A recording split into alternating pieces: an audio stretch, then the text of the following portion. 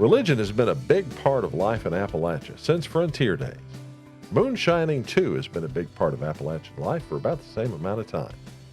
Now, what happens when religion and moonshining face off against each other? Hello, YouTube viewers. I'm Steve Gilley, along with Rod Mullins, and this is Stories, a History of Appalachia. Now, be sure to go down below and click that subscribe button and ding the bell for notification of our latest episodes. And please give us a thumbs up. Wow, a great story from the Great Smoky Mountains and Cades Cove. Mm-hmm. It's a big story. Now, this is one that we told a few months ago. Well, actually, it's been more than that, probably about a year or so ago, on our podcast, audio podcast. And we thought we'd re-record this for you so we can share it with our YouTube viewers. So are you ready for the story? I am. All right. Now, Cades Cove, if you didn't know, is part of the Great Smoky Mountains National Park and has been so since the park opened in 1934. Now, before that time, though, the cove had a rich history dating back to its initial settlement after the Indian removal 100 years before the national park was dedicated. Now, the first family to settle permanently in Cades Cove was the Oliver family, who came from farther east in the area of Carter County. And one of their descendants, John Oliver, is part of our story today. You see, by the early 20th century, Cades Cove was pretty much made up of very religious Bible believers like Mr. Oliver, who was a primitive Baptist minister of a congregation in the cove, and those who, well, Rod, they weren't like the most prominent moonshiner there, Joe Bandy, also part of our story. Well, Joe Bandy, whose real name was Josiah Gregory, earned his nickname because of his size. Now, you've probably heard this a lot as you were maybe growing up, or maybe this is the first time you've ever heard it. I've used it several times, but since Joe Bandy was so short, folks took to calling him Banty like a, little banty rooster. That's where they got the phrase at. Well, let me just tell you, Banty, according to most, made some of the best tasting moonshine in those parts. Unfortunately, there was no legal moonshine in the 1920s. So Joe ran his shine anywhere he could, and he would hide it on the mountain. He was known to Blount County authorities by the way of his arrest record. Now, having been convicted several times with his sons in Blount County criminal court on various charges, and that's how he did business: run shine, make money, take the risk that you're going to get caught as a necessary expense to running that shine, run some more shine, rinse and repeat like washing your hair. Nothing more than that, though, for the most part. That is until 1921. Well, what happened in 1921, you might say? Well, on December 8th of that year, Blount County deputies raided his still. Deputy John A. Myers and Constable George Brown had to borrow a team of mules and wagons from Pastor Oliver's father, William Howell Oliver, also a primitive Baptist minister, to transport the whiskey and still. Both these preachers had been preaching against the sin of alcoholism from the pulpit, and that fact, along with the authorities borrowing transportation from one of them to seize his still, got little Joe Bandy thinking. You see, John Oliver's daytime job was that of mail carrier. That job took Oliver all over Cades Cove into places that most visitors didn't see. So Joe put two and two together and figured that Oliver must have been the man who ratted him out to the cops. And Joe Bandy was not going to let that one go unanswered, was he, Rod? No, he wasn't, Steve, because the next day, Joe Oliver and his two older children, 11-year-old Lucille and 14-year-old Wayne, went to the local school to raise money to buy books for the school library. Afterwards, they went home, where John put up the horse and buggy in the barn, and then went inside for supper and bed. About 10:30 that night, John Oliver was awakened by strange lights outside. No UFOs here, but these strange lights did kind of concern him. As he stepped out onto the porch, he saw that his barn was on fire.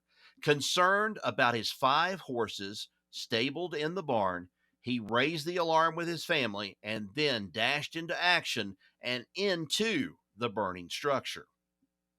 Now, he managed to get three of the horses out pretty quickly. A fourth refused to leave the barn until he managed to put a cloth over its eyes and lead it out through the flames. The fifth horse absolutely refused to get out of its stable, and John had to withdraw and watch helplessly as the horse collapsed and died in the blaze. Well, by this time, neighbors had arrived to help keep the fire from spreading from the barn to the adjacent corn crib, full of the season's harvest and all the farm machinery and equipment. The Oliver children brought dozens of tubs of water to the fire, where the neighbors soaked what pieces of cloth they could find to place on the crib roof. By these efforts, dawn broke with the corn crib in one piece and unharmed, even as the barn was burned to the ground. Then neighbor John Birchfield arrived to report a second fire at the Oliver barn located on the upper end of their property in Cades Cove. By the time the Olivers and their friends got there, they found a total loss of the barn and all the farm equipment stored inside, as well as the animals and the hay kept there. 25 years of hard labor lost in just a few hours. For the next several weeks, John Oliver slept with a rifle in his last remaining barn in case the vandals decided to come back and torch it too. Suspicion fell on Joe Bandy and his brother Dana Gregory after his angry accusations that John had been the one to tell the authorities where his still was located. And those authorities began an investigation. But before it barely began, more drama occurred in Cades Cove. On Christmas Eve 1921, Joe's son Earl Gregory and a friend, Perry Tipton, went to visit a couple of friends of theirs, John and Francis, or France Sparks. Now, the Sparks boys weren't home, and while they were waiting on them to get back, Earl and Perry came up with what they thought was a bright idea. They would pretend to be the law and try to arrest John and France when they got home. And since it was after dark, the other two wouldn't recognize their friends. You see, it was a great joke, wasn't it, Steve? No. For the reason being that when John and France Sparks arrived home, they were met by Earl and Perry, who posed as Blount County deputies. But the joke didn't go as planned. No. As soon as they were arrested, the Sparks boys lit into the other two, beating Earl Gregory badly. After things calmed a bit and they realized it was all a joke, they took Earl inside where he was treated and bandaged up. All's well that ends well, right? No, not hardly. You see, Joe Bandy was not amused by the beating of his son. Even though it was caused by Earl's own joke gone bad, Joe wanted vengeance, and by God, he was going to have it. So the next morning, Christmas Day, Joe and Dana Gregory went to the house of Dan Myers, a member of the Sparks family, where several families were celebrating Christmas, including the Sparks boys. The two men participated in the merriment, and that evening, as they were preparing to go, Dana picked up a fire poker and lit into the two boys. One thing led to another, shots were fired, and John Sparks lay wounded, and Joe Bandy and Earl Gregory took off.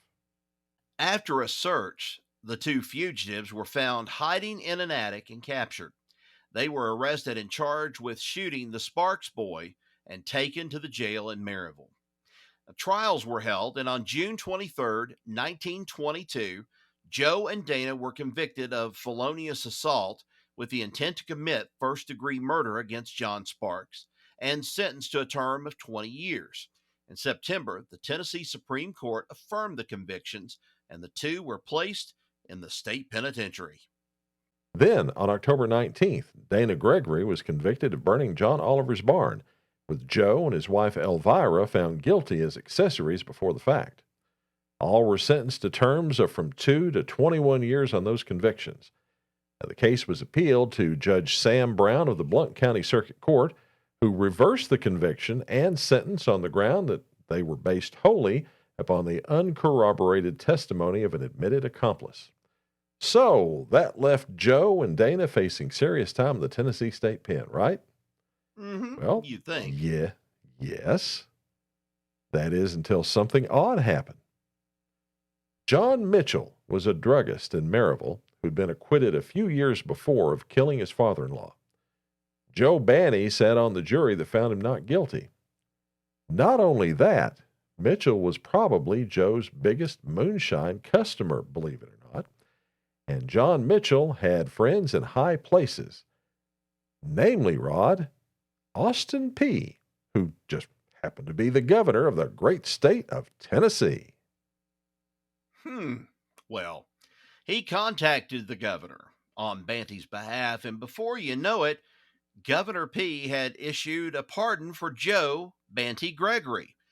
Joe was out and home in time for Christmas, personally, that's right, personally escorted there by none other than Governor Austin Peay himself.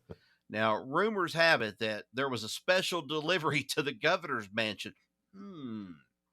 To the governor's mansion in Nashville that holiday season. And I'm sure you can probably guess it was some of Blount County's smoothest liquor, moonshine, straight from Joe Banty's still. Oh, goodness. Well, Joe Banty died in 1933, just a year before the Great Smoky Mountains National Park was dedicated. And in a final twist to this story, Pastor John Oliver was asked to preach Joe's funeral, which he agreed to do. Now, there is a story for you. You've got that right. I mean, enemies, just enemies burn the barns down. And, oh, by the way, would you come and preach my funeral for me? Well, I like the part about the governor just coming down and escorting him back down here to Cades Cove. I mean, after he personally pardons him. escorting him. Personally escorted him, yeah. And then, the other thing is too, Santa Claus arrived at the governor's mansion. May have been a little tipsy when he arrived and a little, tipping here and there, but a gift arrived at the governor's mansion. And I'm sure it was enjoyed by all from Christmas on into New Year's and probably for a time being after that too, when they didn't overindulge. Indeed. And folks, that's the story of the time moonshining and religion met in the Smokies. Another story that makes up the history of this wonderful place we call home, Appalachia. Thanks for listening. Be sure to subscribe to the audio version of the Stories podcast on your favorite podcast app. Thanks for listening. Till next time, take care. So long, everybody. So long.